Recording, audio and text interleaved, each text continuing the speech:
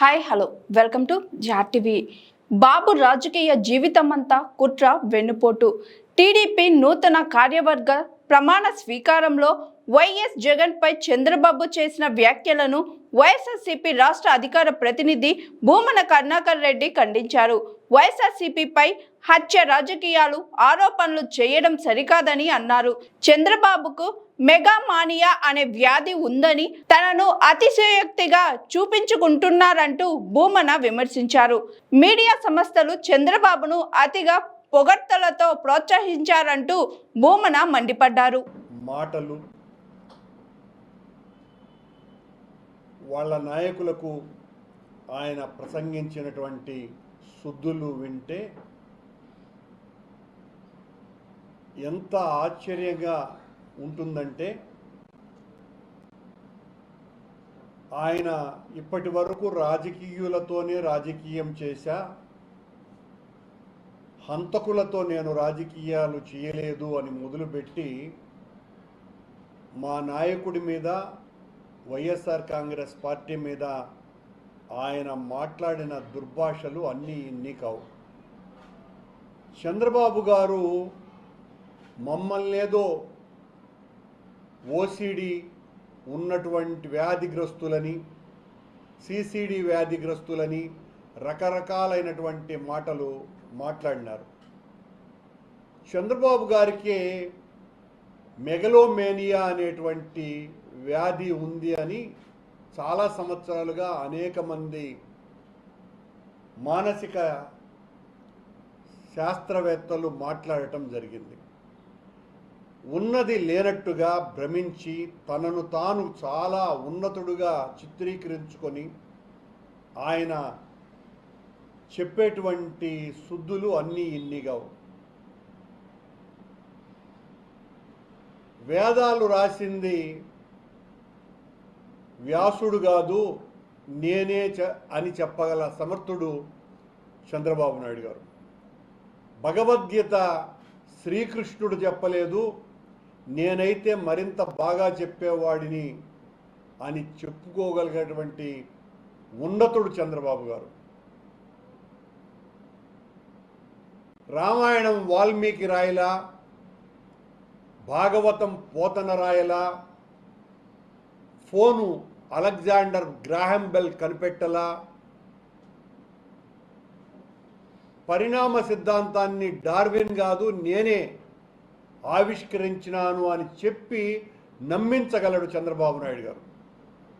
ఆశ్చర్యంగా చంద్రబాబును మోసేటువంటి ఈనాడు, ఆంధ్రజ్యోతి, టీవీ5, మహాన్యూస్ లాంటి ప్రచార మాధ్యమాలు చంద్రబాబు గారు గనుక ఒకవేళ వ్యాసుడి సమయంలో ఉండి ఉంటే అంతకంటే వేదభాష్యం చంద్రబాబే సరిగ్గా రాయగలరు అని చెప్పగలరు. అర్జునుడికి హితబోధ భగవద్గీత ద్వారా శ్రీకృష్ణుడు సరిగ్గా చెప్పలా, చంద్రబాబు గారే ఆ సమయంలో ఉండి ఉంటే అంతకంటే అత్యద్భుతంగా ఆ పాఠం చెప్పుండేవాడు. పరిణామ సిద్ధాంతాన్ని డార్విన్ సమయంలో చంద్రబాబు ఉండి ఉంటే ఇంతకంటే గొప్పగా సర్వైవల్ ఆఫ్ ద ఫిట్టెస్ట్ అన్నటువంటి థియరీని అద్భుతంగా ఆవిష్కరించి ఉండేవాడు అని చెప్పుండేవారు. అంతగా చంద్రబాబును మోసేటువంటి ఈ బోయిలంతా చంద్రబాబు చెప్పిన దానికంటే కూడా ఇంకా 4 జత చేసి, ఇంకా అత్యద్భుతం చంద్రబాబు యొక్క ప్రావీణ్యం, చంద్రబాబు యొక్క నాయకత్వ సామర్థ్యం అని వేనోళ్ళ మొత్తం ప్రజానికానికంతా కూడా ఆ విషయాన్ని తలా ఇంత పంచగలరు. హత్యా రాజకీయాలు వైఎస్ఆర్ కాంగ్రెస్ పార్టీ వట. చంద్రబాబు నాయుడు గారు, మీరు రాజకీయ ఆగమనం చేసినప్పటి నుంచి విద్యార్థి రాజకీయాలలో మీరు పాల్గొన్నప్పుడే హింసా రాజకీయాలకు, కుల రాజకీయాలకు తెరతీసినటువంటి వ్యక్తి. కాకపోతే మీ మీద మీ వాస్తవాలను ప్రకటించేటువంటి వాళ్ళ సంఖ్య ఉన్నప్పటికీ కూడా అవి ప్రజల్లోకి విస్తారంగా తీసుకువెళ్ళటానికి కావలసినంత కోట గోడలు కట్టేటువంటి ఇప్పుడు నేను చెప్పిన పత్రికలు ప్రసార మాధ్యమాలన్నీ కూడా మీ సొంతం కనుక రంగా గారి హత్య వెనుక మీరున్నారు అని ఆనాటి హోంమంత్రి హరిరామ జోగయ్య చెప్పినా కూడా జనంలోకి వెళ్ళలా. నా మిత్రుడైన పింగళి దశరథరామ్ ఎన్కౌంటర్ ఎడిటర్ని హత్య చేయించింది మీరే అని ప్రబలంగా ఆ రోజున అందరూ చెప్పినా దాన్ని గొప్పగా జనంలోకి తీసుకెళ్ళలేకపోయినారు. ఎన్టీ రామారావు గారి పిఎస్గా ఉన్న రాఘవేంద్రరావు గారి మరణం వెనుక ఒక రహస్యం దాగి ఉంది అనేది అందరికీ తెలిసినా అది కూడా ఆడికాడికే మిగిలిపోయింది. మల్లెల బాబ్జీ అనేటువంటి వ్యక్తి ఎన్టీ రామారావు గారి మీద హత్యా ప్రయత్నం చేస్తే ఆ తర్వాత కొద్ది రోజులకే అతను ఆత్మహత్య చేసుకున్నప్పుడు అతని జోబిలో ఓ లేఖ దొరికింది. నాకు 3 లక్షలు ఇస్తానన్నారు, 30,000 ఇచ్చినారు అని. ఆ తర్వాత దాన్ని లోతైనటువంటి శోధన జరగనేలే. దాని వెనుక మీరున్నారు అనేటువంటి విషయం ఆ రోజున అందరూ కూడా కోడై కూసినారు. మా నాయకుడైనటువంటి వైఎస్ రాజారెడ్డి గారిని 1998లో కిరాతకంగా చంపినప్పుడు ఆ హంతకులకు మీరు నెల రోజుల పాటు మీ దగ్గరే ఆశ్రయం కల్పించిన ఏ ప్రయోజనము లేకుండా పోయింది. ఇంతగా మీరు ఆ రోజున 99-2004 మధ్యన కొన్ని వందల హత్యలు అనంతపురంలో జరిగితే ఒక్క కేసు కూడా నమోదు కాల. మీ హయాంలో రౌడీలు, గూండాలు, హంతకులు స్వైర విహారం చేసిన మీరు పట్టించుకోకుండా వాళ్ళందరూ కూడా సంఘ సేవకులు అని చెప్పగలిగేటువంటి సామర్థ్యం మీకున్నది. అది నిజమేనని నమ్మించేటువంటి శక్తి సామర్థ్యాలు ఉన్నటువంటి అతి గొప్ప ప్రసార మాధ్యమాలన్నీ కూడా మీ గుప్పిట్లో ఉన్నాయి. చంద్రబాబు గారు, మీరు ఈరోజు మాట్లాడినటువంటి మాటలు ఎంత దారుణంగా, జగన్మోహన్ రెడ్డి గారు ఒక ఉద్ధృతంగా రాజశేఖర రెడ్డి గారి ఆశయ సాధనం కోసమని రాజకీయాల్లోకి వచ్చినారు. ఆయనను పసిగట్టినటువంటి మీరు త్రాచుపామై బుసకొట్టి సోనియా గాంధీతో కలిసి తప్పుడు కేసులు బనాయించి 1.5 సంవత్సరాల పాటు ఆయన్ను జైలుకు నెట్టగలిగినారు సిబిఐని వాడుకొని.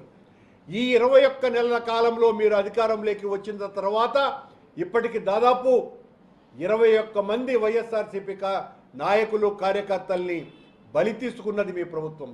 దాదాపు 700 మందికి పైగా హత్య గావింపబడ్డారు ఈ 1.5 సంవత్సరాల కాలంలో. మీరు ఈ రోజున పెద్ద పాఠాలు చెప్తున్నారు. వైఎస్ఆర్ కాంగ్రెస్ పార్టీ ఎంత నేరగ్రస్తమైనది, ఎంత నీచమైనది, మనం ఎలాంటి వాళ్లతో పోరాడుతున్నాం, మాకట సోషల్ మీడియా చాలా బలంగా అవుతాడ, మనం ఏదైనా మంచి చెప్పంగానే దాన్ని విస్తృతంగా చెడ్డగా తీసుకువెళ్తున్నారు, సోషల్ మీడియాను అడ్డు పెట్టుకొని పరిశ్రమలు రాకుండా అడ్డుకుంటున్నారు, ఒకవేళ పరిశ్రమలు వస్తే అవి మేమే వాటిల్ని ప్రారంభించే ప్రయత్నం చేసినామని కూడా చెప్పుకుంటున్నారు వైసీపీ నాయకులు అని. మీ ఇష్టం వచ్చినట్టుగా మీరు చెప్పినటువంటి మాటలు ఈ రోజున ప్రమాణం చేసినటువంటి వాళ్ళందరూ కూడా మీలాగే ఇలాంటి దుష్ట ప్రయోగాలన్నీ కూడా వాడి వైఎస్ఆర్ కాంగ్రెస్ పార్టీ మీద, జగన్మోహన్ రెడ్డి గారి మీద, అదొక పార్టీనే కాదు, ఆ పార్టీలో ఉన్నటువంటి వాళ్లకు ఉచ్చనీచాలు తెలియవు, వాళ్ళు సంఘ విద్రోహులు అని ప్రచారం చేయాలా అన్నటువంటి ఒక స్ఫూర్తిని దిక్సూచిలాగా మీరు అందించినట్టుగా ఉంది తప్ప ఈ 2 సంవత్సరాల కాలంలో మీరు సూపర్ 6 హామీలు ఒక్కటి కూడా పూర్తిగా నెరవేర్చలేకుండా ప్రజలకు చేసినటువంటి ద్రోహం మీరు చెప్పాలా. స్వామి వారిని అడ్డు పెట్టుకొని రాజకీయాలు చేసి లడ్డు దగ్గర నుంచి పరకామణి వరకు అన్ని అబద్ధాలే ప్రచారం చేసి రాజకీయ ప్రయోజనం కోసమని భగవంతుణ్ణి వాడుకున్నాము మనము, అలాంటివి కూడా చెయ్యాలి మనము అన్నటువంటి సందేశాన్ని కూడా మీరు ఇవ్వటం జరిగింది. మీరు అది మీ రాజకీయ నైజం. మీ స్వార్థం కోసమని మీరు భగవంతుణ్ణి కాదు కదా, ఎవరినైనా కూడా చివరకు అమ్మ చెల్లి ఎవరినైనా కూడా మీరు వాడుకునేటువంటి ప్రయత్నం చేస్తారు. జగన్మోహన్ రెడ్డి గారు తన ఆశయ సాధన కోసమని ఎవరినైనా కూడా వదులుకుంటారు. రాజకీయ ప్రయోజనాల కోసమని కాకుండా ప్రజల ప్రయోజనాల కోసమని పనిచేసేటువంటి వ్యక్తి జగన్మోహన్ రెడ్డి గారైతే, మీ స్వార్థం కోసం మీరేమి అత్యంత ప్రజాదరణ పొందినటువంటి నాయకుడు కాదు. ఇన్ని సంవత్సరాలుగా మీరు ముఖ్యమంత్రిగా ఉన్నప్పటికీ కూడా మీ మేనేజ్మెంట్ స్కిల్స్ ద్వారా మీరు పదే పదే అధికారంలోకి రాగలుగుతున్నారే తప్ప అత్యంత ప్రతిభావంతుడైన ప్రజాదరణ పొందినటువంటి రాజకీయ నాయకుడిగా మీరేనాడు కూడా గెలవల. ప్రతి ఎన్నికలప్పుడు మీరు చెప్తున్నటువంటి మభ్యపూరితమైన వాగ్దానాలు, మాటలు, వీటిల ద్వారా అధికారంలోకి వచ్చిన తర్వాత మీరు ఏ హామీలైతే ఇచ్చారో ఆ హామీలు ఒక్కటి కూడా నెరవేర్చకుండా పోతున్నందుకే మళ్ళీ రెండోసారి మీరు గెలిచేటువంటి అవకాశమే మీకు లేకుండా ప్రజలు తగిన రీతిలో బుద్ధి చెబుతున్నారు. ఈసారి కూడా 2029లో ఖచ్చితంగా, ఇప్పటికే 2 సంవత్సరాలు గడిచిపోతున్నాయి.